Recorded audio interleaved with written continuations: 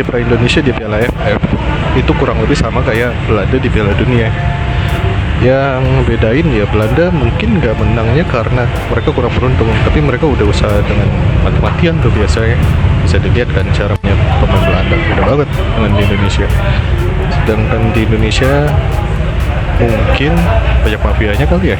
Pertama-tama, tim Indonesia dan tim Vietnam sudah bertanding dengan sangat baik, fair play. Namun apabila kita melihat dari sisi teknis pertandingan, gelandang Vietnam serta pemain pertahanan Vietnam memiliki peran yang sangat penting pada pertandingan AFF kemarin. Mereka bermain dengan sangat baik all the way through the match. Hal inilah yang menurut opini pribadi saya menjadi kontribusi yang sangat krusial bagi tim Vietnam, baik dari leg pertama hingga leg kedua, yang menghasilkan kemenangan agregat bagi Vietnam terhadap Indonesia 2-0. Sangat disayangkan ya Indonesia kalah atas Vietnam dengan skor 0-2 karena pertandingan kemarin membuat Indonesia tidak bisa masuk ke babak final AFF 2022. Menurut saya, yang perlu diperbaiki oleh timnas setelah kekalahannya melawan Vietnam yaitu fokus pemain dan mental pemain. Sangat penting karena pelatih juga memberikan arahan ke pemain harus fokus di 5 menit pertama dan 5 menit terakhir permainan yang menjadi menit krusial dan bisa menentukan kemenangan sebuah tim. Dan mungkin timnas harus melakukan pertandingan persahabatan yang bertujuan untuk membentuk mental bagi para pemain. Semangat Indonesia!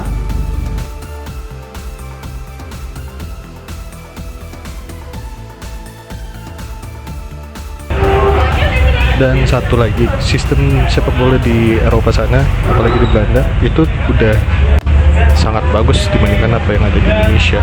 Mungkin apa yang ada di luar perlu diterapin di Indonesia juga supaya ya kita bisa mewujudkan Indonesia untuk juara AFF pertama kalinya. Yang perlu ditingkatkan untuk timnas Indonesia supaya bisa menjadi juara pada Piala AFF berikutnya adalah mental.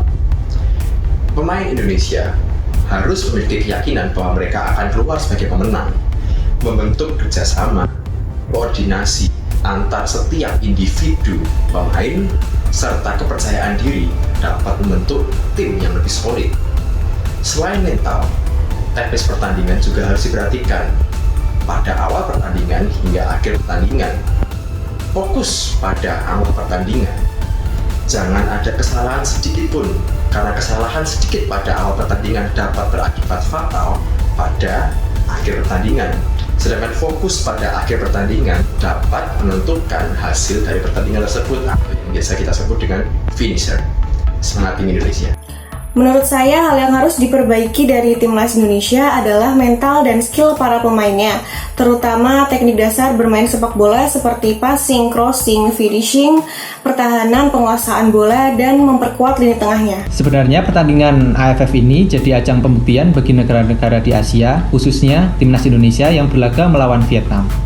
Jadi dari kedua negara ini, jika dilihat dari data statistik pertandingan antara timnas versus Vietnam lebih unggul dari Indonesia, walaupun timnas saat ini dilatih oleh pelatih profesional.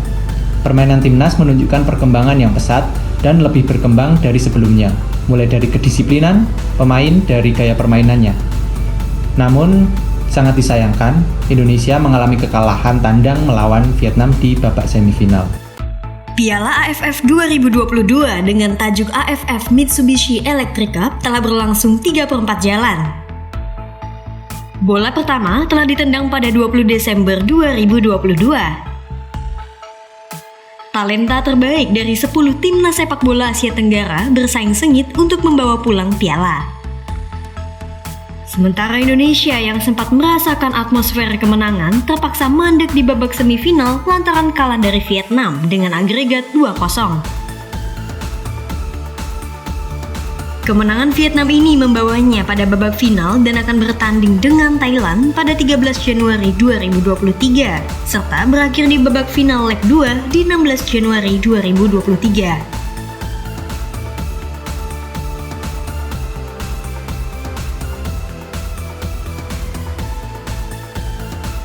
Piala AFF merupakan turnamen sepak bola 2 tahunan dari negara-negara anggota Federasi Sepak Bola ASEAN. Piala AFF pertama kali digelar pada tahun 1996 di Singapura. Kala itu, laga diikuti oleh 6 negara pendiri AFF, ditambah 4 tim undangan yang berasal dari ASEAN. 6 negara pendiri AFF adalah Singapura, Indonesia, Thailand, Filipina, Malaysia, dan Brunei Darussalam. Sementara 4 tim undangan adalah Kamboja, Laos, Myanmar, dan Vietnam. Kendati demikian, kala itu turnamen bola paling bergengsi di Asia Tenggara masih bertajuk Tiger Cup. Lantaran produsen bir merek Tiger, Asia Pacific Breweries, menjadi sponsor utama. Nama Tiger Cup atau Piala Tiger ini digunakan hingga tahun 2004. Selanjutnya, di tahun 2007 nama gelaran sepak bola 2 tahunan ini resmi diubah menjadi AFF Championship. Belum genap 2 tahun, nama resmi Piala AFF kembali berubah menjadi AFF Suzuki Cup pada 2008. Di samping perubahan nama, Piala AFF juga mengalami pergantian format pertandingan.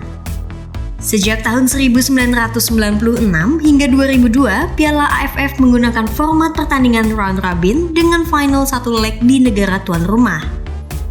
Hingga pada tahun 2004, format yang digunakan adalah round robin untuk fase grup dilanjutkan dengan laga 2 leg pada semifinal hingga final.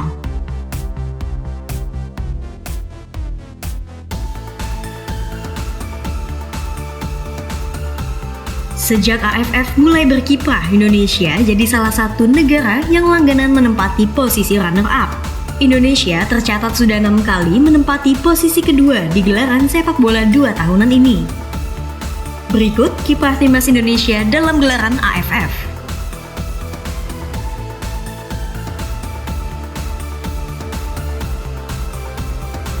Selang 2 tahun dari kejuaraan AFF 1998, Indonesia lagi-lagi berada dalam situasi nyaris jadi kampiun. Kala itu, Indonesia beradu dengan sang tuan rumah Thailand dan harus kembali pulang ke tanah air sebagai runner-up. Pada babak final, gelandang skuad Garuda Uston Nawawi menjadi satu-satunya pemain yang menyumbangkan gol untuk Indonesia. Laga ini berakhir dengan skor 4-1 untuk kemenangan tim Gajah Putih.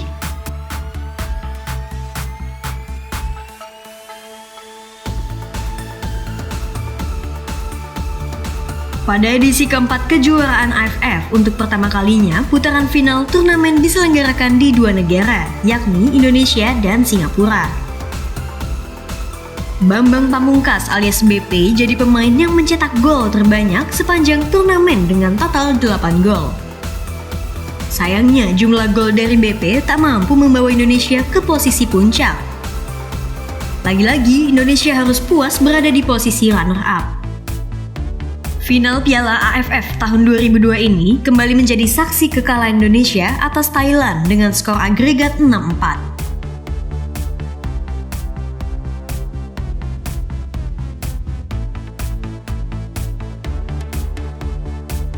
Edisi kelima kejuaraan AFF dalam naungan mantan pelatih sepak bola Thailand, Peter Witt, masih membawa skuad Garuda selama 3 kali berturut-turut menjadi runner-up.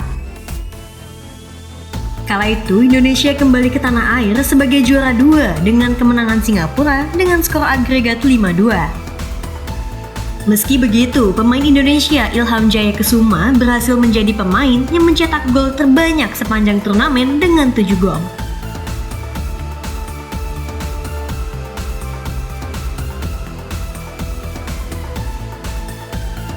Piala AFF 2010 disinyalir jadi pertandingan yang sulit dilupakan masyarakat Indonesia. Sejak awal turnamen, skuad Garuda yang berada di bawah asuhan Alfred Riedel tampil garang. Bahkan kala itu timnas Indonesia digadang-gadang menjadi juara Piala AFF 2010. Disusun dari komposisi pemain-pemain yang moncer seperti Bambang Pamungkas, Budi Sudarsono, Irfan Bahdim, hingga Christian Gonzalez rupanya tak menjamin kemenangan Indonesia. Pada babak final, Indonesia kalah dari Malaysia dengan agregat 2-4 setelah kalah 0-3 di leg pertama.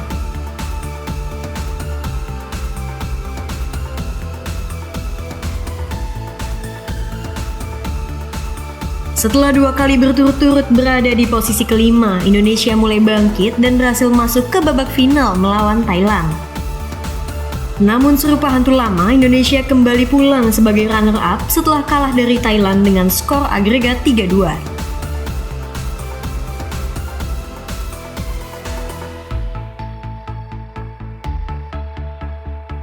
Meski COVID-19 mulai merebak dan pertandingan harus dilakukan secara terpusat, namun hal itu tak menghalangi Indonesia untuk meraih kans jadi kampiun.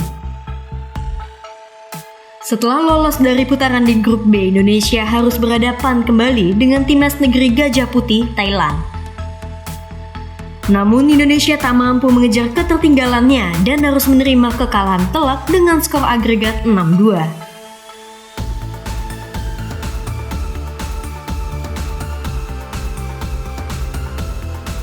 Terbaru, kejuaraan AFF telah menginjak edisi ke-14 sejak tahun 1996. Pada babak gugur di grup A, Indonesia berhasil jebol ke babak semifinal setelah berhasil mencetak 2 gol dari Filipina. Namun, tak lain dan tak bukan, semifinal seolah jadi pintu terakhir timnas untuk melenggang di kejuaraan ini. Pada Senin 9 Januari 2023, Indonesia kembali harus pulang dengan tangan kosong karena gagal melaju ke final setelah takluk dari Vietnam dengan skor agregat 2-0.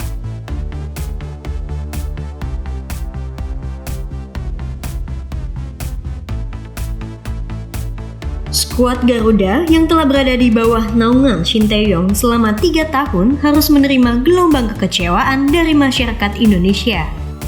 Padahal pada 12 Desember 2022, Shin Tae-yong sempat menjanjikan skuad Garuda bisa menjadi kampiun Piala AFF di gelaran tahun ini. Sebagai pelatih skuad Garuda, kompetensi yang dimiliki Shin Tae-yong tak main-main. Bahkan karena kesohorannya, Shin Tae-yong bisa mengantungi gaji nyaris 2 miliar rupiah per bulannya. Jumlah ini tak jauh berbeda dengan mantan pelatih timnas Indonesia sebelumnya, Luis Milla. Tak pelak, Shin Tae-yong memang dinilai sebagai pelatih yang memiliki pondasi kuat. Namun kemonceran Shin Tae-yong rupanya bukan jaminan timnas Indonesia mampu jadi jawara Piala AFF. Pasalnya, penyebab kekalahan Indonesia tak bisa dilimpahkan semua kepada sang pelatih. Menurut pelatih asal Korea Selatan itu, Indonesia memiliki 3 kelemahan, yakni lemah dalam momentum, melakukan operan, serangan balik, dan mencari ruang. Sejak Piala AFF melebarkan sayap, Indonesia belum pernah membawa pulang trofi kemenangan. Sejak tahun 1996, Indonesia telah berada di posisi runner-up sebanyak 6 kali. Posisi ketiga dan 4 1 kali, mandek di semifinal 2 kali, serta berhenti di babak grup sebanyak 4 kali. Meski begitu, kan skuad Garuda untuk menjadi kampiun bukan tidak mungkin. Masih banyak laga yang menanti semangat juang 11 anak muda Indonesia di lapangan hijau. Maju terus sepak bola Indonesia!